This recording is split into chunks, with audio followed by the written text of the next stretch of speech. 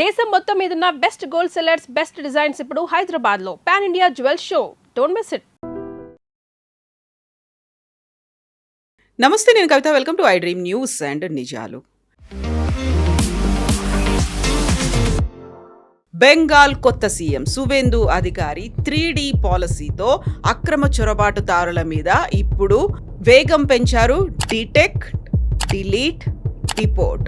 ఎవరైతే బంగ్లాదేశ్ నుంచి ఇల్లీగల్గా భారతదేశంలోకి వచ్చారో వారందరినీ తరిమేసే ప్రక్రియ ఇప్పుడు వేగం పుంజుకుంది. అయితే అందుకోసం బీఎస్ఎఫ్ను, సిఆర్పిఎఫ్ను ఉపయోగిస్తున్నారు. ఇదే సిఆర్పిఎఫ్, బీఎస్ఎఫ్ గతంలో ఈ పని ఎందుకు చేయలేదు? ఈ పని చేయాల్సింది కేంద్ర ప్రభుత్వం కదా. ఎందుకని అప్పుడు నిష్క్రియ పర్వతం అనేది చూపించింది. మనతో పాటుగా ఉన్నారు సీనియర్ జర్నలిస్ట్ సురేష్ కొచ్చతిల్ గారు. సార్ నమస్తే. సో ఇప్పుడంతే ఇంత వేగంగా కిలోమీటర్ల కొద్దీ అక్కడ ట్రాఫిక్ జామ్ అనేది కనిపిస్తుంది. వెహికల్లలో లేకుంటే నడిచి వెళ్ళిపోతున్నటువంటి చొరబాటుదారులు అనేది కనిపిస్తోంది. ఎందుకని గతంలో ఇలాంటి ఒక వేగం చూపించలేదు? ఇదే పని డిపోర్ట్ చేసేటువంటి ప్రక్రియ గతంలో ఎందుకు జరగలేదు? ఒకటి, మీరు చెప్పిన 3Dలో ఫస్ట్ 2D చేయాల్సింది state government. Deport, delete. Detect and delete. Deport is BSF పని. వీళ్ళు చేయాల్సింది ఏంటంటే అది ప్రతి స్టేట్లో ఉంది. It is not restricted to only West Bengal. మీరు బిలీవ్ చేయదు, తమిళనాడులో హోల్డింగ్ సెంటర్స్ ఉంది. అది ఇనిషియలీ సెటప్ చేసిన శ్రీలంకన్ తమిళ్స్ని అక్కడ ఉంచుకోవడానికి క్యాంప్స్లో, because they are not Indian citizens. అప్పుడే రాజీవ్ గాంధీ గారు హత్య చేసిన తర్వాత there was a huge security scare ఉండే శ్రీలంక నుంచి. చాలామంది శ్రీలంకన్ తమిళ్స్ వచ్చి సెటిల్ అయిపోయారు తమిళనాడులో. వాళ్ళు ఎక్కడ మాయమైపోయారు తెలియదు అని చెప్పేసి. Something very similar to Bengal. మాట్లాడడం ఒకటే లాగుంటుంది, కానీ శ్రీలంక నుంచి వచ్చిన తమిళ్స్కి ఒక సిన్హలీస్ యాక్సెంట్ ఉంటుంది. ఈవెన్ బంగ్లాదేశ్ నుంచి వచ్చిన బెంగాలీ, మీరు ఇక్కడ మాట్లాడిన మొన్న నాకు ఫుడ్ డెలివరీ చేసిన ఒక అబ్బాయి ఉన్నాడు. అని ఈజీగా పట్టుకున్నాను నేను. ఈ came to deliver food and నేను ఫుడ్ తీసుకుంటున్నప్పుడు అడిగాను, ఆ పేరు చూస్తే బెంగాలీ పేరు. నేను అడిగాను ఎక్కడి నుంచి అంటే, అన్నాడు నేను బెంగాల్ నుంచి అన్నాడు. But way he spoke I said this is not Bengali, this is భాష, which is the Bengali. Bengali అది అక్కడ బంగ్లాదేశ్ నుంచి మాట్లాడితే బెంగాలీ ఇస్ భాష, నాట్ బెంగాలీ. పట్టుకున్నాను. ఆయన within minutes he disappeared. అంటే బ్యాక్గ్రౌండ్ చెక్ కూడా జరగట్లేదు. ఇప్పుడు మీరు అడిగిన ప్రశ్నకి అప్పుడు ఎందుకు జరగలేదు, ఇంకొక ప్రశ్న కూడా అడగవచ్చు. వీళ్ళు అందరూ లాస్ట్ ఒక 30-40 సంవత్సరాల్లో బార్డర్ క్రాస్ చేసి ఇండియాకి వచ్చారు. కొంతమంది అయితే బిఫోర్ 2000, కొంతమంది బిట్వీన్ 2000 and 2010, అండ్ లాస్ట్ ఒక 2-3 సంవత్సరాల్లో ఒక 2-3% ఉంటుంది. చాలా తగ్గిపోయింది. ఇనిషియలీ బీఎస్ఎఫ్ని మీరు కూడా బ్లేమ్ చేయొచ్చు. ఎందుకంటే వాళ్ళకి ఒకటి ఫెన్సింగ్ లేకుండే. మీరు ఎంత పెట్రోల్ చేస్తారు? ఈ తొరగబాటులందరూ వీరందరూ రాత్రిపూట they will get in to the country అన్నమాట.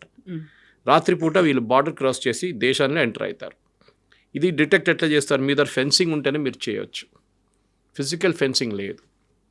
చాలా చోట్లలో రివర్స్ ఉంది, చిన్న చిన్న చెరువులు ఉన్నాయి, రివర్స్ ఉంది, లేక్స్ ఉన్నాయి.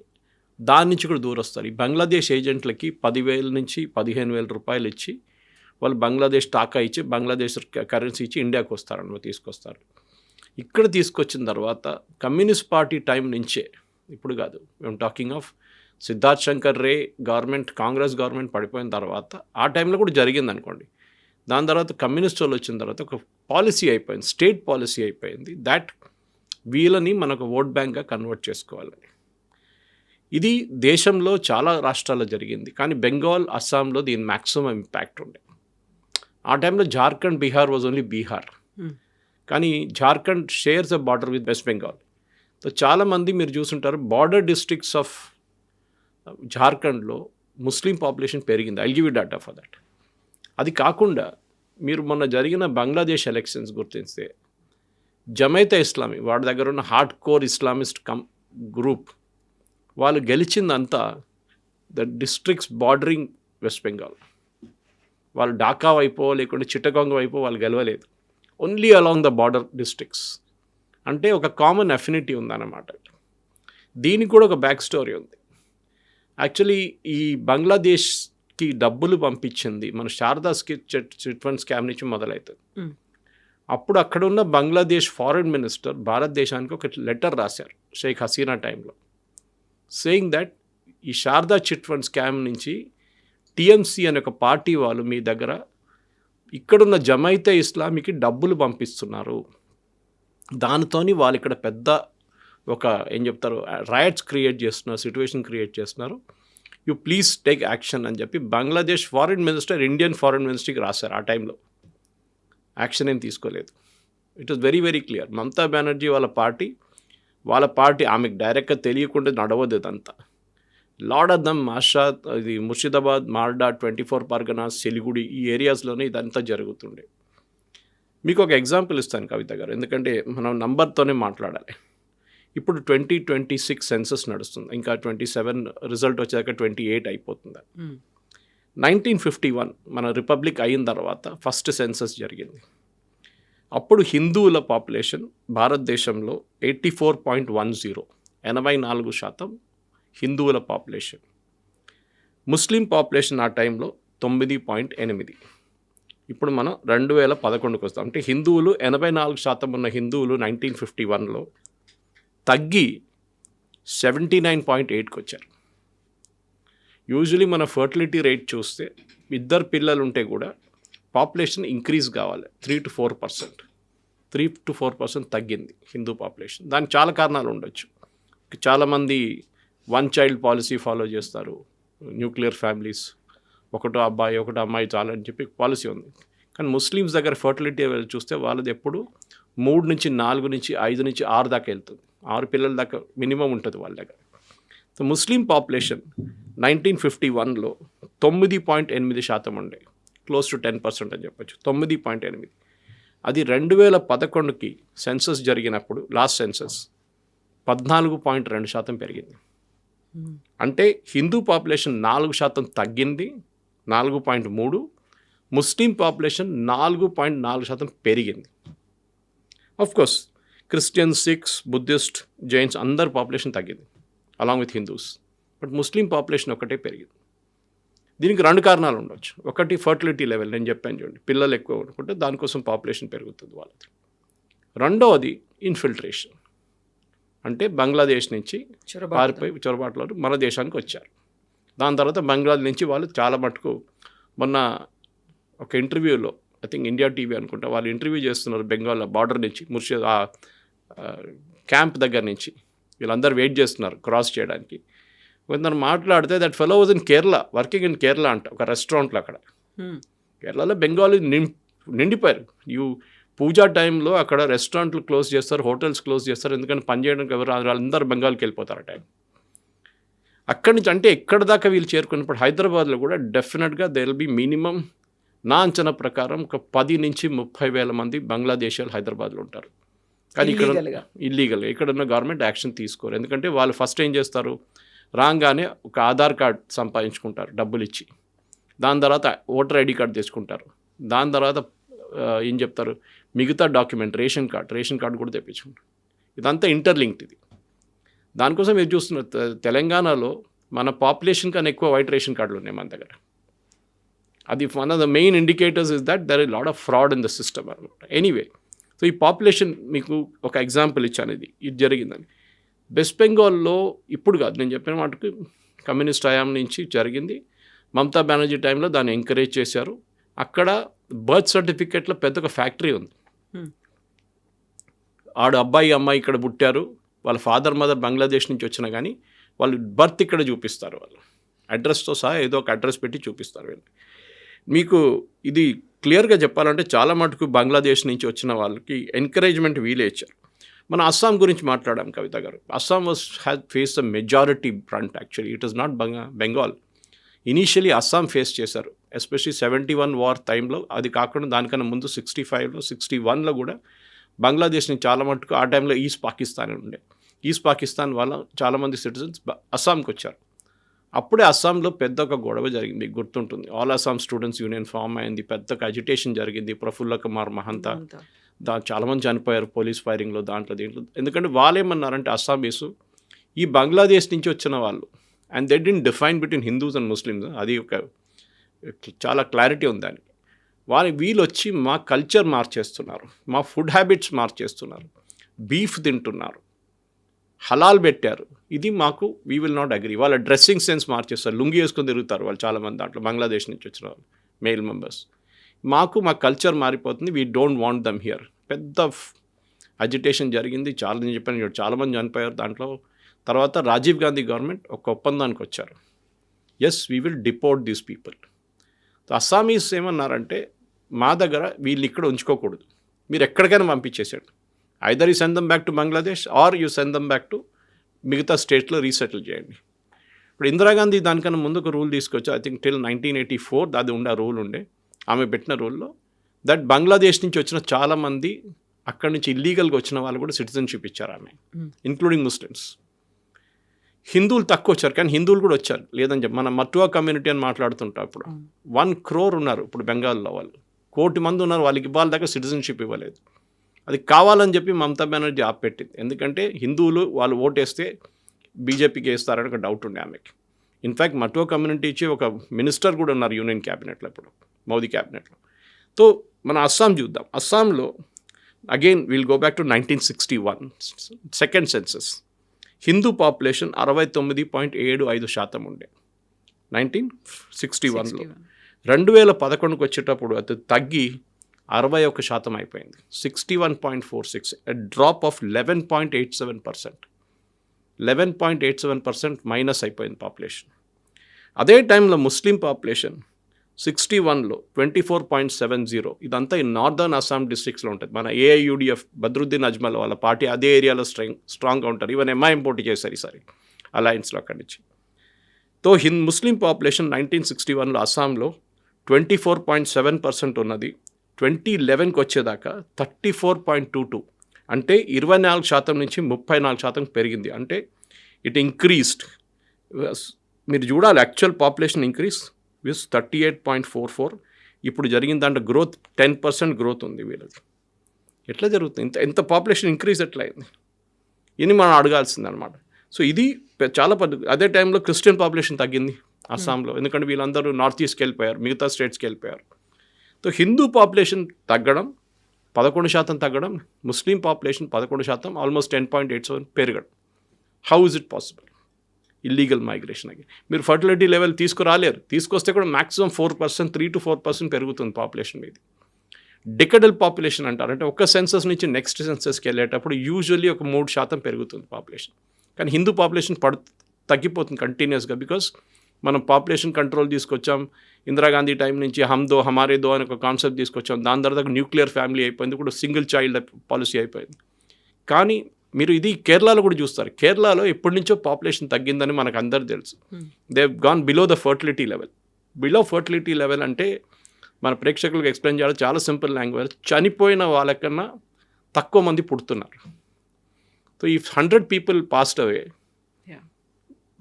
replacement is only 75 or 65. So fertility level తగ్గుతుంది, నంబర్ ఆఫ్ పీపుల్ యాక్చువల్ తగ్గిపోతే హిందూస్లో అదే జరుగుతుంది. And to large extent Christians in Kerala also. కానీ 1-2 districts కేరళలో, దట్ టు నార్దర్న్ కేరళలో, the population is increase by 30%. Decadal growth 20 నుంచి 30% పెరిగింది. అది Malappuram, Kozhikode, Wayanad districts which are heavily Muslim population. So ఇదే డెమోగ్రఫిక్ డివిడెండ్ మీద మనం మాట్లాడుతూ ఉంటాం, డెమోగ్రఫిక్ చేంజ్. దీని గురించి సెంట్రల్ గవర్నమెంట్ ఒక కమిటీని ఎస్టాబ్లిష్ చేశారు. మీరు చెప్పారు, ఆ కమిటీలో ఒక రిటైర్డ్ సుప్రీంకోర్టు జడ్జి ఉన్నారు, 2 బ్యూరోక్రాట్స్ ఉన్నారు, ఒకరు IPS, ఒకరు IAS retired, and doctor Shamika Ravi who's an economist, who's in prime minister's office.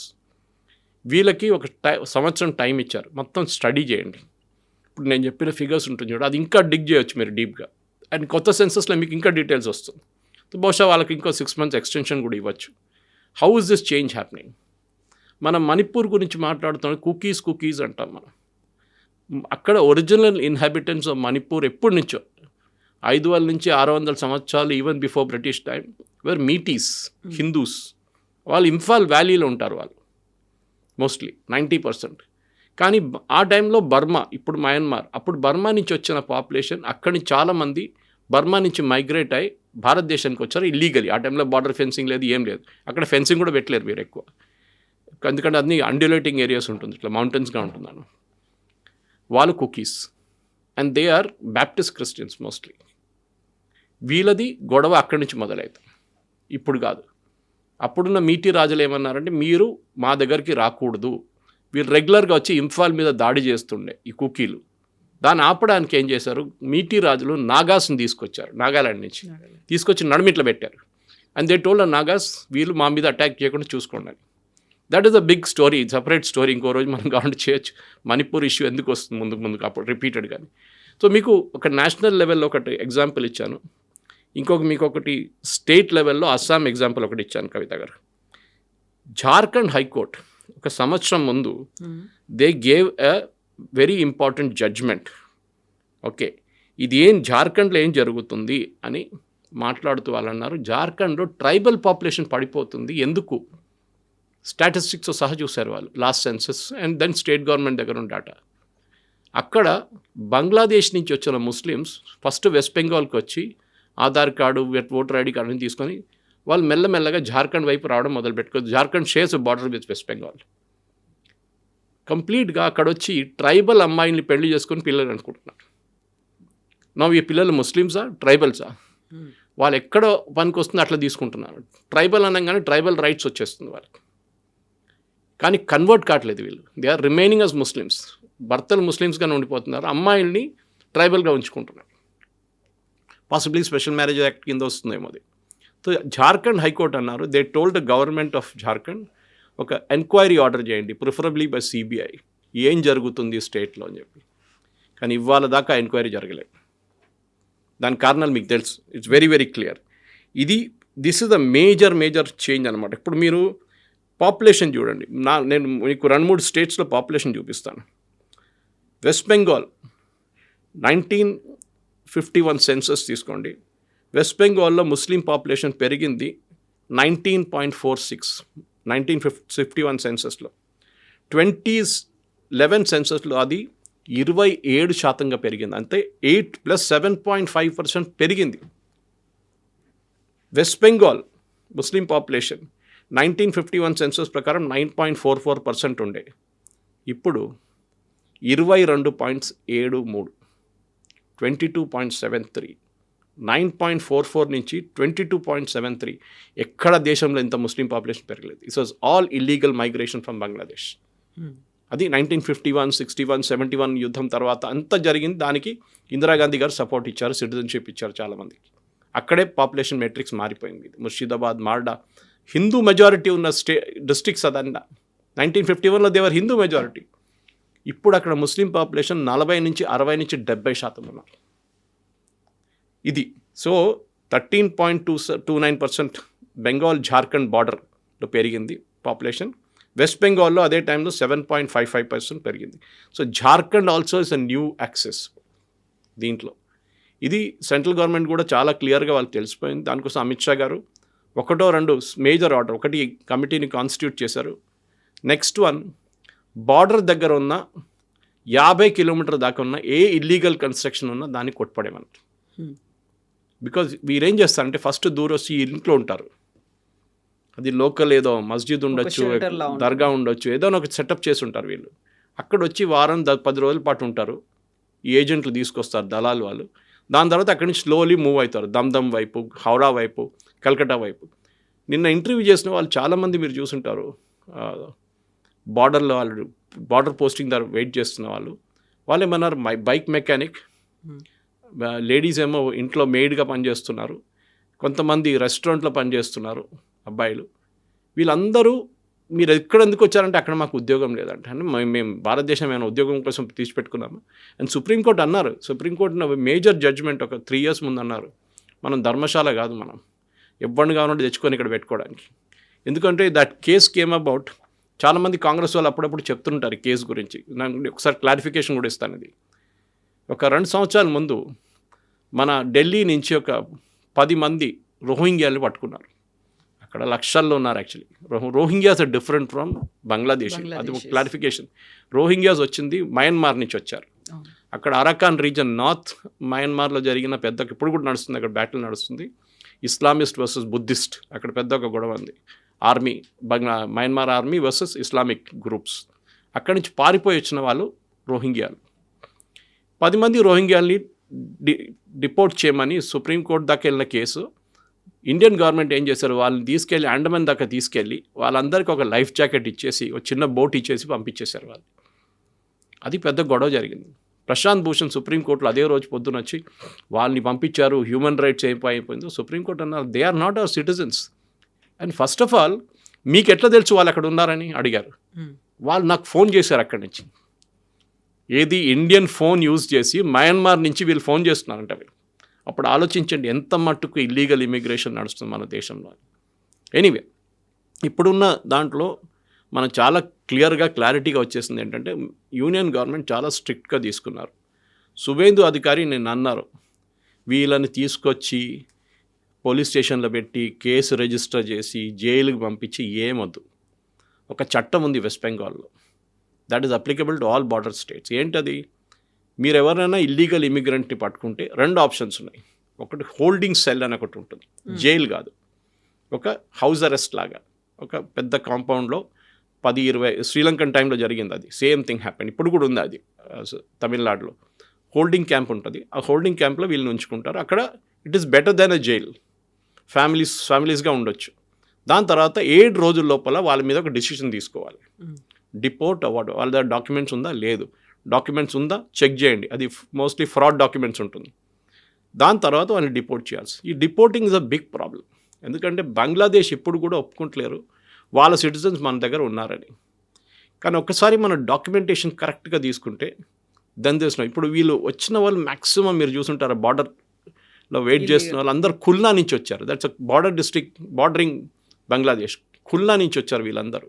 Just మన ఇక్కడి నుంచి ఏం చెప్తారు వాళ్ళకి మణికొండ దాకా వెళ్ళే డిస్టెన్స్లో మీరు క్రాస్ చేసుకోవచ్చు ఖుల్నాకి. సో వాళ్ళు అట్లా క్రాస్ అప్పుడు బార్డర్ లేదు, ఏం లేదు, ఫెన్సింగ్ లేదు, ఏం లేదు. ఇప్పుడు ఫెన్సింగ్కి మనకు తెలిసిన 480 ఏకర్లు ఇచ్చేసారు, ఇంకొక 200 ఏకర్లు ఇవ్వాల్సి వస్తుంది. ఫెన్సింగ్ చేసేస్తున్నారు వాళ్ళు. కానీ ఇప్పుడు ఉన్న వాళ్ళని ఏం చేస్తారు? So detect is a first step. ఈ డిటెక్షన్ ఎట్లా వచ్చిందంటే ఎస్ఐఆర్ నుంచి వచ్చింది. దానికోసం మమతా బెనర్జీ, కాంగ్రెస్, సిపిఎం వీళ్ళందరూ ఎస్ఐఆర్ గురించి సుప్రీంకోర్టు దాకా ఎందుకు వెళ్ళారంటే వీళ్ళని ఇక్కడ ఉంచుకోవడానికి. These were their vote banks. ఒక్కసారి వాళ్ళు ఎస్ఐఆర్లో సక్సీడ్ అయ్యారనుకోండి, then they become Indian citizens. Because మన కాన్స్టిట్యూషన్ అది చెప్తుంది only an Indian citizen can vote. కానీ నిన్న కూడా సుప్రీంకోర్టు వాళ్ళ ఫైనల్ జడ్జ్మెంట్లో స్పెషల్ ఇంటెన్సివ్ రివిజన్ కూడా చాలా క్లియర్గా చెప్పారు, ఇట్స్ అ కాన్స్టిట్యూషనల్ రిక్వైర్మెంట్. మన కాన్స్టిట్యూషన్లో రాసి పెట్టారు ఇది, that they should be a regular SIR. Actually 10 సంవత్సరాలకు ఒక ఎస్ఐఆర్ చేయాలి, కానీ మన దగ్గర చేయలేదు. దానికి చాలా కారణాలు ఉన్నాయి. ఇప్పుడు ఒకటేసారి చేసినప్పుడు ఏమైందంటే 1 కోటి మంది దాకా వెళ్ళిపోయారు లిస్ట్ నుంచి. అండ్ 1 కోటి మందే ఇప్పుడు ఎక్కడ ఉన్నారు. దాంట్లో ఫస్ట్ స్టెప్ ఏం చేశారు, సువేందు అధికారి మొన్న వీళ్ళకి అన్నపూర్ణ స్కీమ్ అని చెప్పి ఒక స్కీమ్ ఉంది వెస్ట్ బెంగాల్.